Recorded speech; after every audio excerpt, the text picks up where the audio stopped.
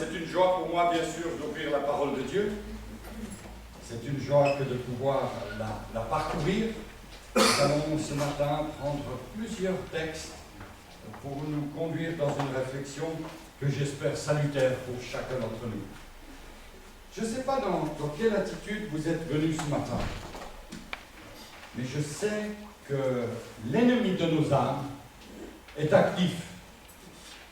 Il est actif pour nous décourager, pour nous perturber, pour nous envoyer des paires de gifles comme il sait malheureusement si bien le faire. Alors je ne sais pas quand est-ce que vous avez reçu votre dernière paire de gifles. Physiquement. J'espère qu'il y a longtemps. Moi je me souviens de ma dernière fessée que j'ai reçue de mon père. Mais l'ennemi, lui, est toujours présent. Et il revient sans cesse pour nous secouer, pour nous frapper. Et au travers des épreuves de la vie, nous pouvons parfois vivre des temps extrêmement difficiles. Des temps difficiles parce que l'ennemi redouble de ruse, redouble de méchanceté, redouble de force pour nous déstabiliser. Mais nous avons un avocat près du Père. Et nous savons, mes frères et mes sœurs, que jamais, jamais le Seigneur ne nous abandonnera. Il tient nos vies si précieusement dans ses mains que nous pouvons avoir ce matin la puissante certitude que tout ce que Dieu voit, tout ce que Dieu accomplit est parfait. Alors bien sûr, on se dit, mais Seigneur, est-ce qu'il n'y aurait pas moyen que les choses changent? Oui, bien sûr. Mais mon frère, ma soeur, compte les bienfaits de Dieu. Regarde déjà dans ta vie tout ce que Dieu a fait. Et après, prie, intercède, demande la grâce de Dieu sur ta vie. Et c'est ce que nous avons fait tout à l'heure, en demandant au Seigneur de nous éclairer, de nous conduire, de nous fortifier. Et ce matin, j'aimerais aborder un sujet qui, je pense, va nous intéresser tous, petits et grands, jeunes et vieux. Un sujet concernant notre croissance. Dimanche dernier, notre frère Raphaël nous a exhortés d'une manière magistrale à servir dans l'Église, à servir d'une manière consacrée. Et s'il est vrai que nous sommes tous appelés à servir, nous pouvons parfois avoir quelques difficultés à trouver une place. À trouver une place dans la maison de Dieu. À trouver une place dans le service. Certaines tâches, c'est vrai, nécessitent plus de force que d'autres. Certaines tâches, certains services nécessitent plus de patience que d'autres. Certaines tâches demandent plus de sagesse que d'autres. Certaines tâches demandent plus de connaissances que d'autres. Et finalement, nous nous rendons compte que beaucoup de tâches dans l'Église, que ce soit les petites tâches, et je mets petites entre guillemets, parce qu'il n'y a pas de petit travail dans l'Église. Tout est merveilleux dans la main de Dieu et tout a une valeur. Mais j'aimerais dire, pour mieux se comprendre, que dans tous les services de l'Église, nous avons besoin d'avoir une maturité. Être mature. Et ça sera le sujet de la prédication aujourd'hui, la maturité au sein de l'Église.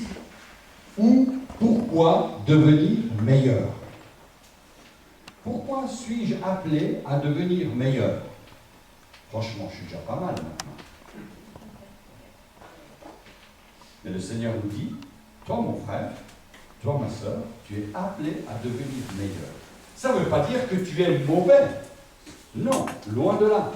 Mais ça veut dire que toi et moi, nous sommes appelés à devenir meilleurs.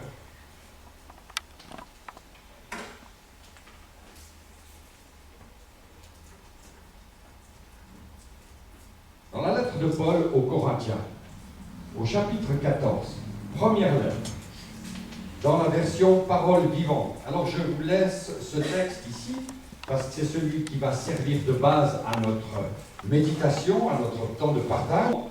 Tendez vers une virile maturité. Et c'est le désir de notre cœur, de voir des hommes et des femmes dans l'Église qui sont matures.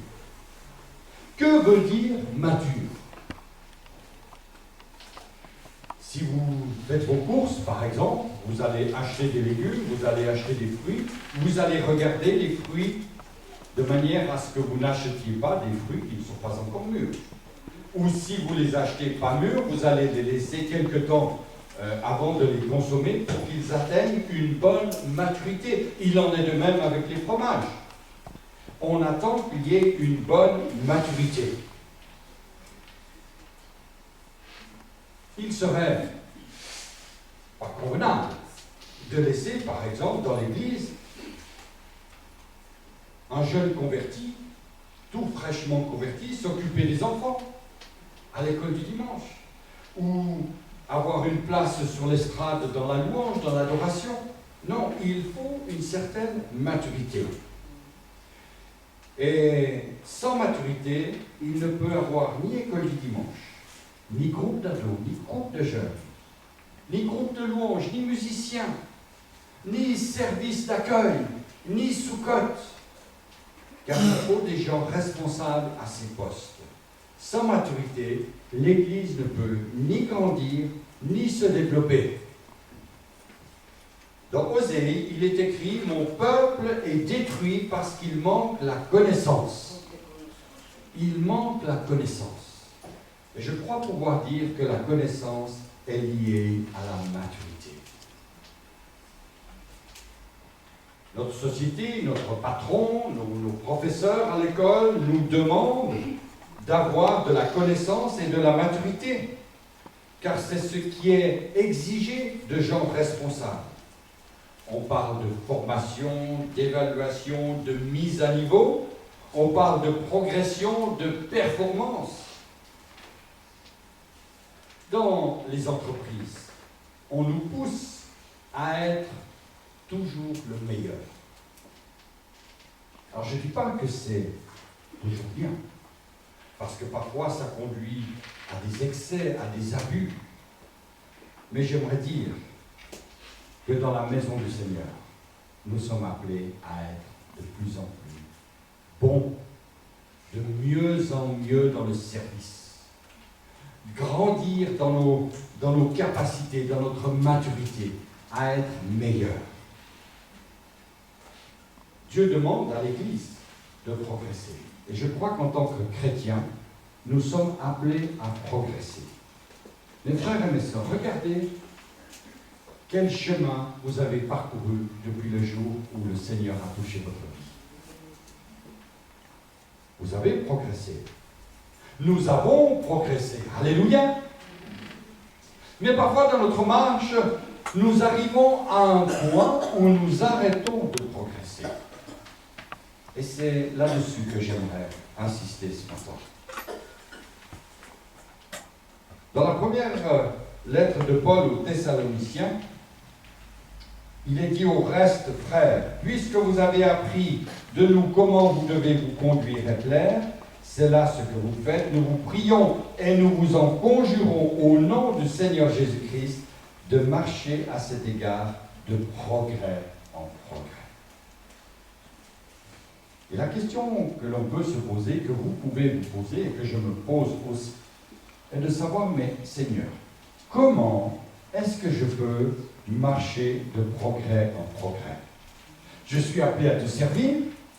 Seigneur, je t'aime. Seigneur, je sais qu'il y a des dons que tu m'as donnés. Je sais aussi, Seigneur, qu'il y a des choses qui ne sont pas très bonnes dans mon cœur. J'aimerais marcher de progrès en progrès, devenir meilleur. Comment est-ce que je dois faire? Et l'apôtre Paul dit « Nous vous en conjurons » lorsqu'il écrit aux Thessaloniciens. Ça veut dire qu'il insiste, il supplie les Thessaloniciens à avoir de la maturité, à grandir. à progresser dans leur foi. C'est une voie spirituelle, la progression. C'est une voie biblique. Alors, nous sommes dans un monde d'abréviation, vous le savez. On parle de GPS, il y a toutes sortes d'abréviations, j'en ai pas en mémoire ici. Mais j'aimerais vous en donner une ce matin. C'est une abréviation que parfois nous aimons porter sur notre front. 3 lettres. TTS. Ça n'a rien à voir avec le TCS. TTS. Très, très spirituel. Très, très spirituel. Il y a des gens qui sont TTS. Ils s'écrivent ici sur le front très TTS. Je suis très, très spirituel. Dieu ne nous demande pas d'être très, très spirituel, mais seulement être des gens matures. Et il y a une très, très grande différence entre les très, très, très spirituels et les gens matures. Je peux même dire que c'est incompatible d'être très, très, très spirituel et mature. C'est un choix à faire. Les TTS, les très, très spirituels, prennent trop souvent les gens de haut. Ils méprisent les autres. Ils ont des paroles qui sont blessantes parce qu'ils ont vécu quelque chose. J'ai fait ceci. Le Seigneur m'a montré que mon parcours de vie fait que je comprends ceci et cela. Toi, tu n'es pas encore assez spirituel pour comprendre ces choses. Ce n'est pas un langage de maturité.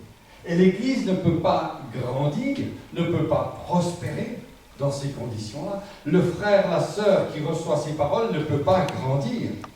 Et nous sommes appelés, bien sûr, à être des chrétiens matures et non pas très, très, très spirituels, tout en sachant qu'il est important d'être spirituel. C'est important d'avoir de la connaissance. C'est important d'avoir une connaissance de la Bible. Mais il y a une grande différence dans notre manière de vivre. Si nous sommes des TTS ou simplement des chrétiens matures. Un chrétien mature va aider l'Église. Un chrétien mature va encourager les frères et les sœurs. Un chrétien mature va tirer le peuple vers le haut. Va soutenir les frères et les sœurs qui passent dans l'épreuve. Un chrétien mature va tout faire pour se mettre à la portée du plus petit, pour le porter, pour l'aider, pour l'encourager. Un chrétien mature signifie être adulte, être mûr, être réfléchi, être responsable, être stable. C'est un chrétien à qui rien ne manque pour être complet. Alors franchement, dans notre cœur, ce matin, est-ce que nous avons l'impression d'être un chrétien complet, d'un chrétien accompli, d'un chrétien mature? Alors moi, je me regarde aussi dans cela et je me dis, mais combien de fois je n'ai pas été à la hauteur? Combien de fois je n'ai pas été sensible à la voix de Dieu? Et pour cela, bien sûr, nous avons sans cesse besoin de nous placer devant le Seigneur en disant, Seigneur, mais purifie mes pensées, purifie mes paroles, purifie mes actes, que je puisse être, Seigneur, un chrétien mature. Dans la lettre de Paul aux Galates, au chapitre 5, l'apôtre Paul dit, le fruit de l'esprit, c'est l'amour, la joie, la paix, la patience, la bonté, la bienveillance, la fidélité, la douceur, la maîtrise de soi. La loi n'est pas contre de telles choses. J'aimerais dire que les fruits de l'esprit nous amènent automatiquement vers la maturité. Quand on a en nous l'amour, la joie, la paix, la patience, la bonté, la bienveillance, la fidélité, la douceur, la maîtrise de soi, nous sommes un chrétien mature. Alléluia. Alors si vous voulez retrouver la recette, Galates 5, verset 22. Galates 5, verset 22. Ce texte nous parle des fruits au pluriel de l'esprit. L'amour, la joie, la paix, la patience, la bonté, la bénignité ou la bienveillance, la fidélité, la douceur, la maîtrise de soi. Alléluia. Vous pouvez afficher cela sur votre frigo, en grand, le matin, quand vous vous levez, quand vous êtes fâché. Waouh, la maîtrise de soi. Vous ouvrez le frigo, il manque le lait. Waouh, la maîtrise de soi.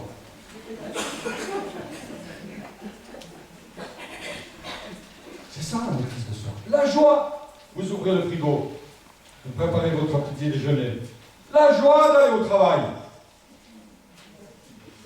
Amen.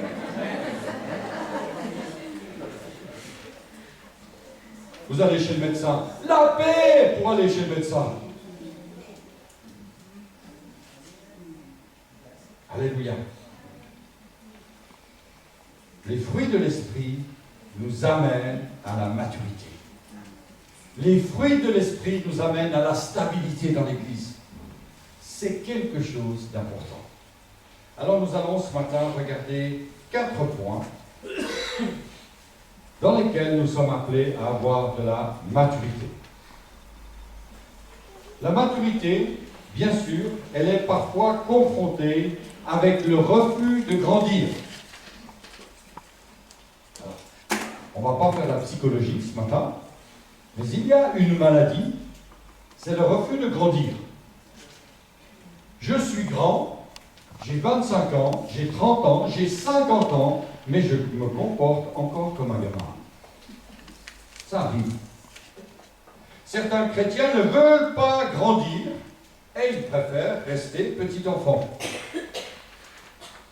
Ils ne veulent pas grandir à tel point qu'ils ne développent pas leur vie de prière. Le pasteur peut prier pour moi, les anciens peuvent prier pour moi. À tel point que pour chaque décision, ils consultent le pasteur. Pour chaque décision importante, et moins importante, bien sûr, ils consultent les anciens. Qu'est-ce que je dois faire? Vous savez, j'ai lu cette petite histoire, alors je ne sais pas si elle est vraie, mais elle m'avait marqué. C'est l'histoire d'une femme qui, à midi, n'était toujours pas habillée. Elle était toujours en robe de chambre. Ah, peut-être vous allez vous reconnaître, hein, alors, je ne vous vise pas hein, ce matin. Hein. À midi, elle était toujours en robe de chambre. Et son mari lui demande, mais pourquoi ne t'habitues pas? Voilà, merci.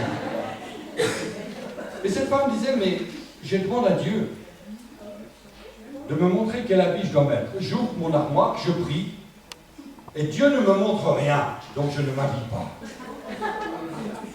Ça, c'est gamin. C'est enfantin. Nous devons être des chrétiens matures. Nous devons apprendre à prendre nous-mêmes des décisions. Certains chrétiens veulent rester petits enfants parce que ça les arrange. Parce qu'à quelque part, ça ne les engage pas trop dans des choix. Et j'aimerais dire que dans l'Église, parfois, nous aidons ses frères et ses sœurs à grandir, mais c'est très très difficile. Nous aimerions les accompagner dans leur marche spirituelle, mais nous avons l'impression de devoir les assister.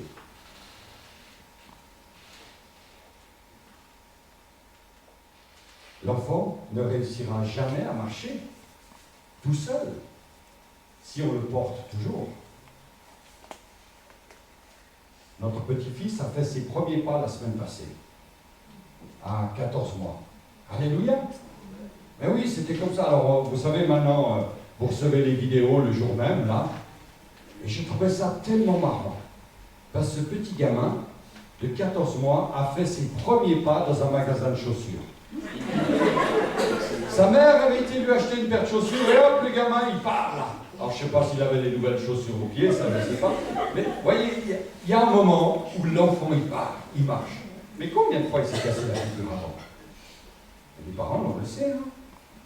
Et ça, c'est important. Ne craignons pas, mes frères et mes sœurs, les difficultés dans la marche chrétienne. Ne craignons pas de parfois trébucher. Le Seigneur est fidèle, est bon, il nous relève. Et nous devons faire un effort pour apprendre à grandir. J'ai vécu cette expérience. Je suis tombé, Seigneur, préserve-moi, garde-moi. Et on prend des bonnes décisions. On a besoin d'amener des gens à grandir dans leur vie spirituelle. Il faut les encourager à faire leur propre expérience avec le Seigneur. Les années de conversion. J'aimerais dire ici que la maturité n'a jamais fait, les nombres d'années de conversion n'a jamais fait la maturité spirituelle. Bien sûr, un chrétien qui a un grand nombre d'années de conversion a une expérience, mais ça ne veut pas dire qu'il est plus mature que d'autres.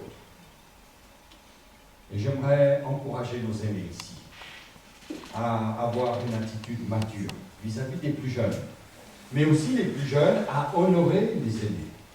Cela fait partie du plan de Dieu. Ça fait partie de la maturité de l'Église.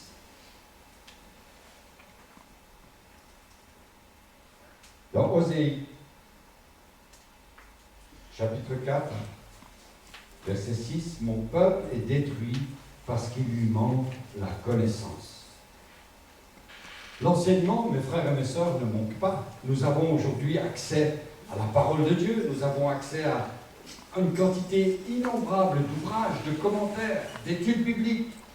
Nous avons les CD, nous avons Internet. Mais j'aimerais malheureusement faire ce constat, je dois faire ce constat, la connaissance diminue. Et c'est grave. C'est grave quand on confond Moïse et Abraham. C'est grave quand on n'arrive pas à définir, à dire ce qu'est le plan du salut.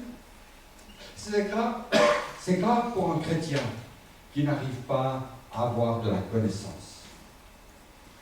Dans l'évangile de Luc au chapitre 8, il nous est parlé de cette graine qui tombe parmi les épines.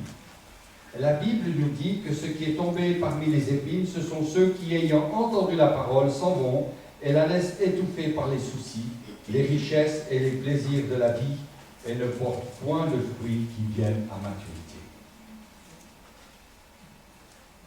J'ose espérer que l'enseignement que nous apportons ici porte du fruit dans votre vie. Non pas à cause de ma personne, de nos personnes, mais à cause de l'œuvre du Saint-Esprit. Nous sommes appelés, mes frères et mes sœurs, à avoir de la connaissance, à avoir une maturité, à être des chrétiens mûrs, des chrétiens complets. On peut avoir reçu un enseignement pendant des années et des années sans rien retenir. Nous avons besoin de réaliser où nous en sommes. Car nous pouvons avoir la connaissance intellectuelle sans porter de fruits. Dans Luc chapitre 8, verset 13, ceux qui sont sur le roc, ce sont ceux qui, lorsqu'ils entendent la parole, la reçoivent avec joie. Mais ils n'ont pas de racines. Ils croient pour un temps et ils succombent au moment de la tentation. Souvent, l'épreuve arrive, elle nous frappe, comme on l'a dit tout à l'heure, et là, le chrétien est comme assommé, déstabilisé. Il a reçu un enseignement. Il sait que son nom est inscrit dans le livre de vie, et j'espère que vous le savez ce matin. Mais lorsque l'épreuve est là, et je ne minimise pas l'importance de l'épreuve, l'importance des douleurs, elles sont là. Mais malgré tout, ce chrétien est complètement découragé à tel point qu'il quitte les chemins du Seigneur. Dans Luc chapitre 6, verset 46, Il nous est parlé ici de cet homme qui a bâti la maison. Et il a bâti sa maison sur le roc. Alors que l'autre a creusé quelques centimètres et a bâti sa maison sur le sable. Celui qui a travaillé fort, qui a travaillé avec souffrance, avec larmes, pour faire des fondations sur le roc, a vu sa maison tenir lorsque la tempête est arrivée. La Bible ne dit pas que la maison qui était bâtie sur le roc n'a pas eu de tempête. Et j'aimerais dire ce matin, haut et fort, que si vous êtes chrétien, ça ne veut pas dire que vous n'aurez pas de tempête dans votre vie. Bien au contraire. Il y en aura peut-être même plus. Mais au travers des expériences de votre vie, au travers de la manière dont vous avez construit les fondations de votre maison, cette maison tiendra ou s'écroulera. Et nous sommes appelés, frères et sœurs, à faire des fondations solides à notre maison, à bâtir sur le roc, à la place de bâtir sur le sable. Alors bien sûr, c'est vrai, c'est plus facile de bâtir sur le sable. Je suis d'accord avec vous. Mais quand la tempête arrive, qu'est-ce qui tient dans notre vie? Qu'est-ce qui va rester de notre foi? Nous avons besoin de connaissances spirituelles pour devenir matures. L'apôtre Paul parle d'enfants ballottés à tout vent de doctrine, joués par les hommes avec leurs fourberies et leurs manœuvres séductrices. Mes frères et sœurs, regardons autour de nous. Combien nous avons de séducteurs autour de nous?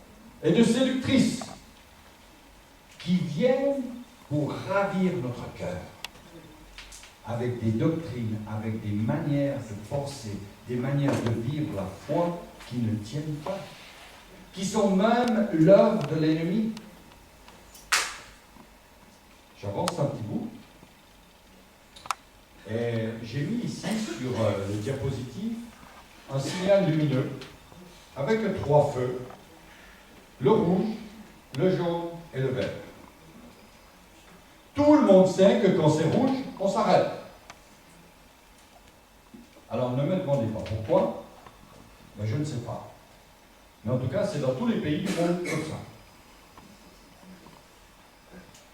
Et lorsque je suis appelé à examiner ma vie spirituelle, parfois le Seigneur fait clignoter un petit signe rouge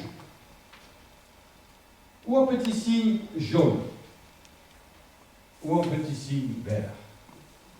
Et cela démontre l'approbation ou la réprobation du Seigneur.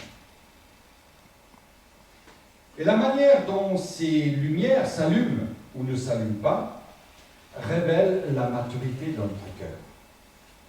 Et le domaine dans lequel ces éléments se manifestent le plus souvent, ce sont dans les conflits. Et les conflits, il y en a. Même, je vais vous surprendre en disant qu'il en faut. Moi, je bénis le Seigneur pour les conflits. Les conflits nous font grandir. Et je reprends souvent l'image de vos chaussures.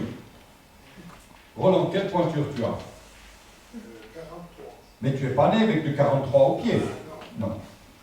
Il a eu d'abord du 18, et puis après du 19, et du 20, et puis etc., etc. Cela veut dire qu'à un moment donné, notre pied est en conflit avec la chaussure. C'est positif, c'est bon, ça grandit, on change de chaussure. Alléluia.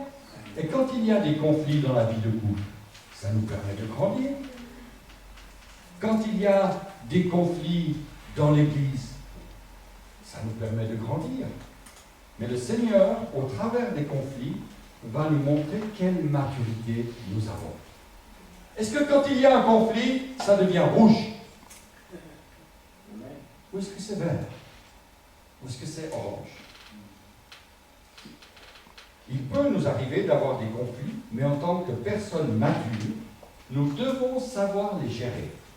Et si je sais bien les gérer, la lumière va devenir verte. Je serai quelqu'un de différent.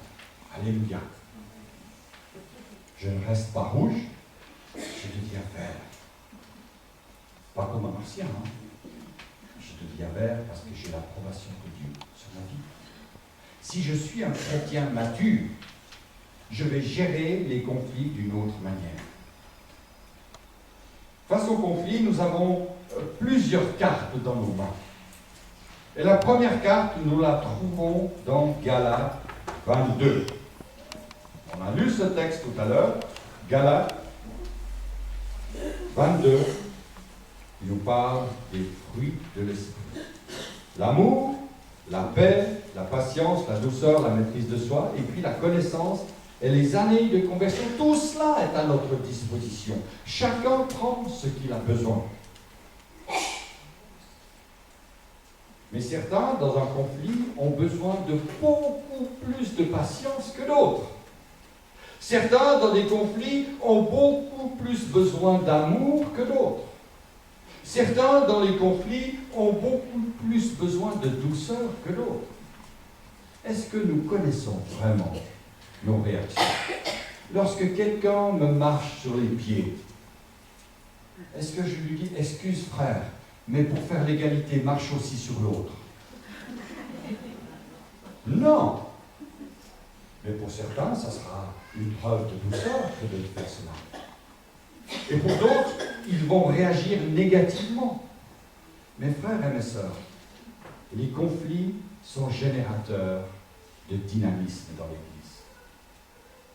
Mais pour cela, il y a besoin de quelques clés pour gérer ces conflits, quelques clés pour être des chrétiens matures.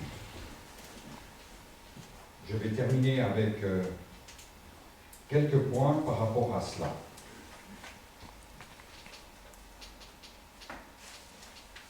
Lorsque je suis dans un conflit avec un frère ou avec une sœur, ou à la maison, Romains, chapitre 8, nous dit « Qui accusera les élus de Dieu ?» Mes frères et mes sœurs, c'est Dieu qui justifie. Dieu nous connaît. Nous n'avons pas besoin de nous justifier. Nous n'avons pas besoin de nous justifier. Lorsqu'on essaie de se justifier, on aggrave le problème. On aggrave le problème. Toi, je te connais, hein? Toi, tu m'as déjà fait le coup, hein? Je t'attends, hein? Tu l'as à l'œil. Je tiens l'œil, exact. Je tiens l'œil. Oh, je t'ai pardonné, hein? Pas de souci. Mais je tiens l'œil. Mes frères et mes sœurs, si on veut éviter que la lumière passe au rouge et que le Seigneur nous accuse, levons nos yeux vers le Seigneur et disons, Seigneur, donne-moi la foi, donne-moi l'amour, donne-moi la patience, donne-moi la bonté, donne-moi cette maturité. Lorsqu'on entretient un feu étranger dans notre cœur, nous nous privons de la bénédiction de Dieu. Et nous restons dans notre foi, prêts à terre. Je crois, mais je n'oublie pas. Je sais. Je crois. Toi, fais gaffe. On a des raisonnements qui ne sont pas à la gloire de Dieu. Comment réagir? Comment régler un conflit? On dit que 70% d'un conflit se règle par le dialogue. Alors mes frères et mes sœurs, j'aimerais nous encourager à parler, à dialoguer. Il y a trois règles principales à respecter dans l'Église et dans les couples. La communication quotidienne. Je parle à mon mari, je parle à ma femme, je parle à mes enfants me parlent. Il y a une communication quotidienne.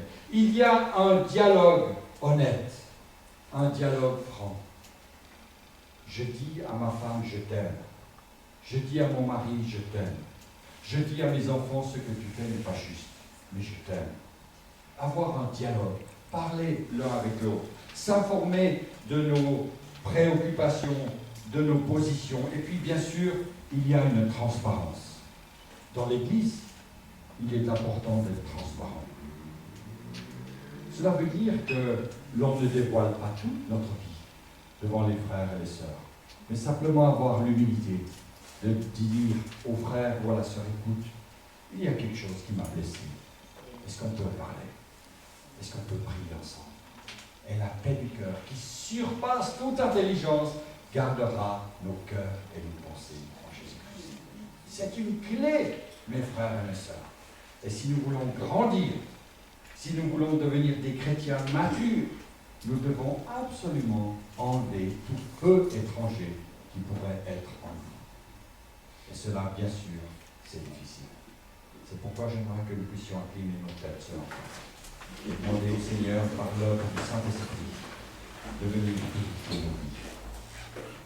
Seigneur, devant toi, nous voulons nous tenir ce matin, réalisant, Seigneur, que nous sommes loin de la maturité que tu aimerais que nous ayons.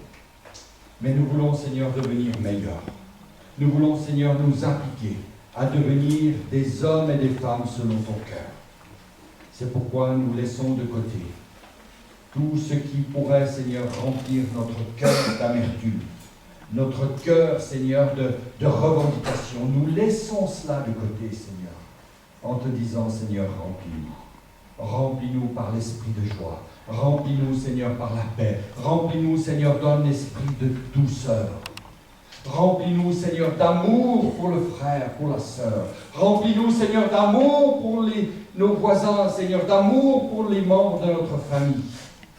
Seigneur, nous ne voulons pas laisser l'amertume gagner du terrain dans nos vies. Et je te prie ce matin, Seigneur, pour chacun et chacune, qui est peut-être là avec une expérience de vie difficile, avec une tristesse, avec une lourdeur dans leur cœur, une amertume dans le cœur. Seigneur, je te demande de poser ta main, de les délivrer, de soutenir, Seigneur, la marche de la foi qu'ils ont commencé à faire. Seigneur, nous voulons nous tenir devant toi. J'aimerais demander à l'Assemblée de se lever. Nous voulons vraiment faire nôtre cette prière ce matin. Seigneur, dans ton immense bonté, je me tiens devant toi. Seigneur, c'est que par ta grâce que je peux me lever devant toi. C'est que par ta grâce, Seigneur, que je peux me tenir en ta présence.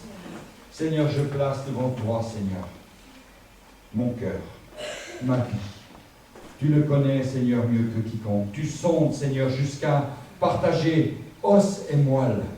Tu connais tout de moi. Seigneur, je t'abandonne ma vie. Viens, Seigneur, siéger en majesté. Pardon pour toutes les fois, Seigneur, où je t'ai attristé. Pardon pour toutes les fois, Seigneur, où j'ai cultivé l'amertume. Pardon pour toutes les fois, Seigneur, où j'ai négligé de te demander conseil, où j'ai négligé de grandir, où j'ai voulu, Seigneur, rester petit. Seigneur, je te demande pardon. Accompagne-moi, Seigneur, dans ce chemin. Donne-moi, Seigneur, la force de regarder sans cesse à toi. Merci parce que tu mets dans mon cœur maintenant une paix qui surpasse toute intelligence. Amen, amen et amen. Gloire à Dieu.